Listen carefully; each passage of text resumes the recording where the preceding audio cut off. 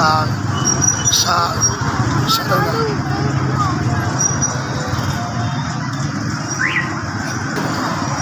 30 रुपए मजदूरी करी दी है 500-700 बच जाता है। नज़ारा तो नहीं होंगे, बीमार बंदे हैं, हमारी गुर्दे की पत्थरी है, शुगर का मरीज है, सट भी लगी हुई है, बहुत मजबूर है, बहुत परेशान है। सट पैर से लगी हुई है, रमान नहीं आ रहा, सट लगी है पैर से, रमान नहीं आ रहा है।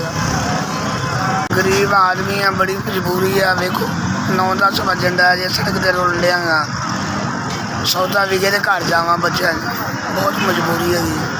सुबह उठी 4 बजे से उठी, टाइम हो गया, की करे बंदा।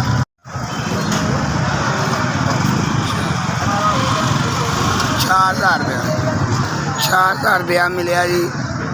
अल्लाह ताला ने कोई रब दे पैसा भेजा, अल्लाह ताला मेहरबानी करे। SBS अल्लाह ताला तंदरुस्ती देवे और सेहत देवे, और तुसा मेरी मदद की थी, अल्लाह ताला बहुत कामयाब करे।